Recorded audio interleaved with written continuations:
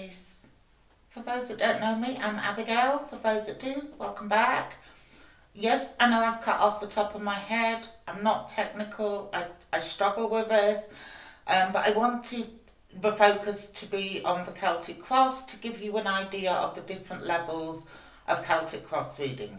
So when you're first starting out, we start out with the Celtic Cross. Okay? With this particular Celtic Cross, we get a lot of confirmation.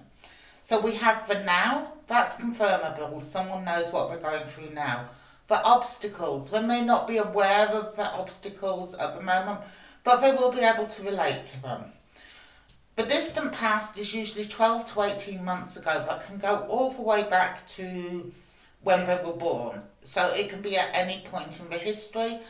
The past cards are actually really important because those are the ones that grab the attention of your client because you know things from their past that you couldn't know or they don't expect you to know.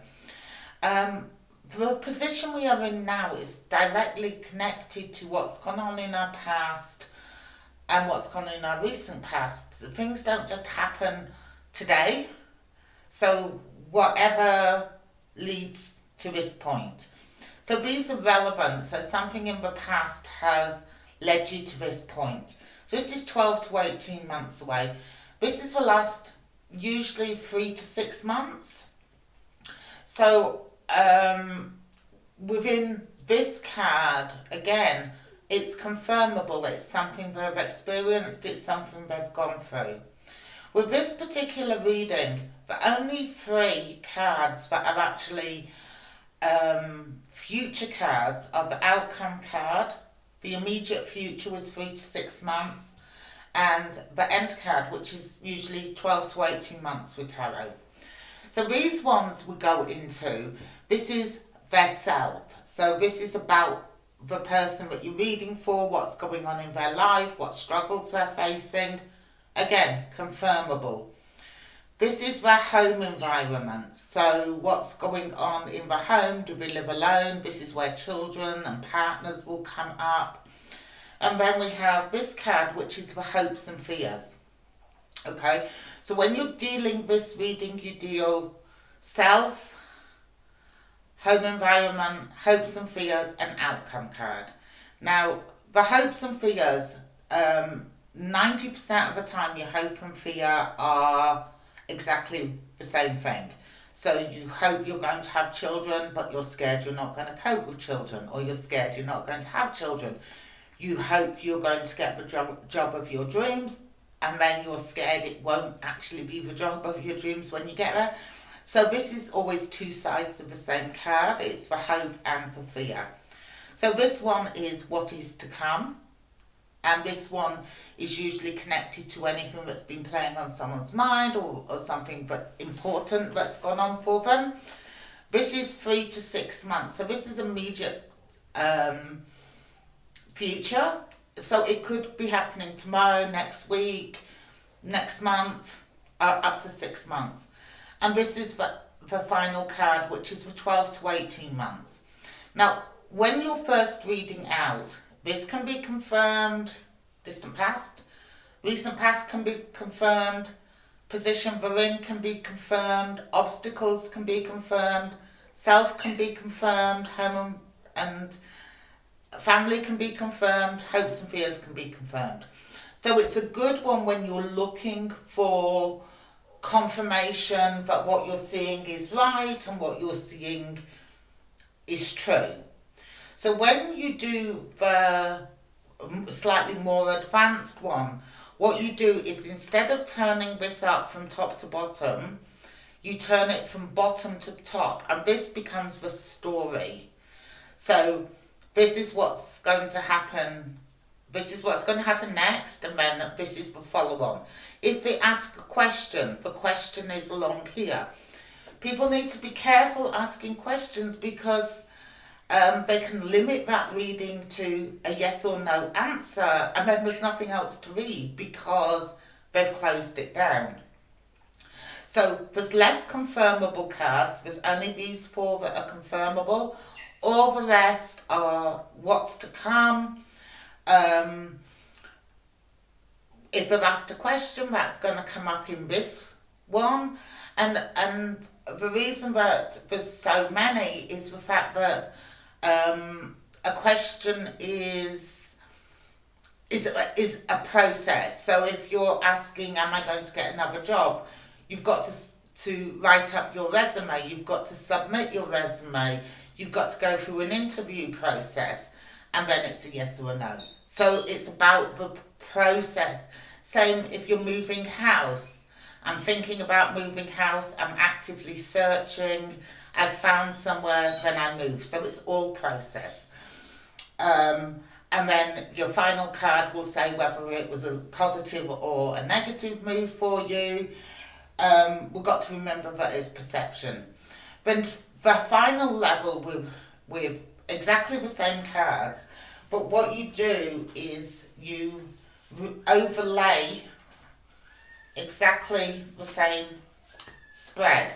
Now with this one, so we're going up as though we're actually reading for someone on this level. So what this one is about the fact that some people, whether they have mental health issues, OCD, depression, anxiety, sometimes their perception of what's going on around them isn't always as clear as it could be. And this helps to give us clarity as to what's going on around them.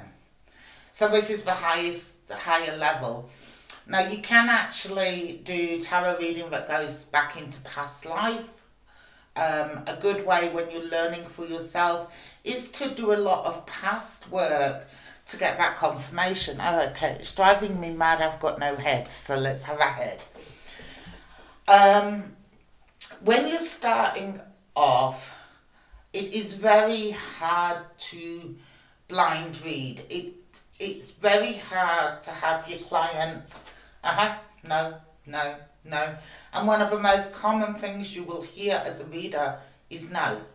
And that's a cultural thing that we have taught people not to feed back to the reader, not to give them any information, which isn't really a problem.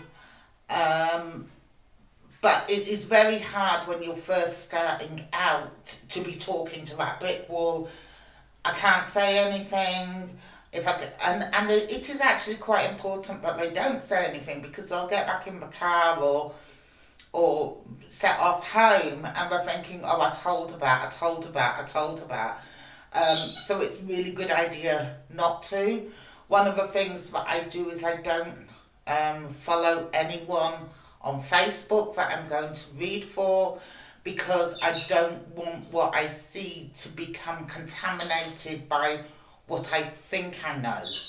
And I say what I think I know because the perception or how someone is presented on Facebook often isn't the real person. It's how they want to be perceived.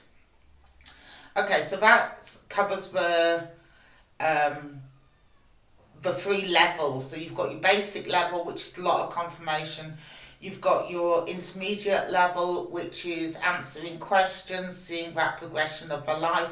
Then you've got that advanced level for people with depression, anxiety, OCD, to show them what else is going on around them, rather than that one thing that they're so focused on.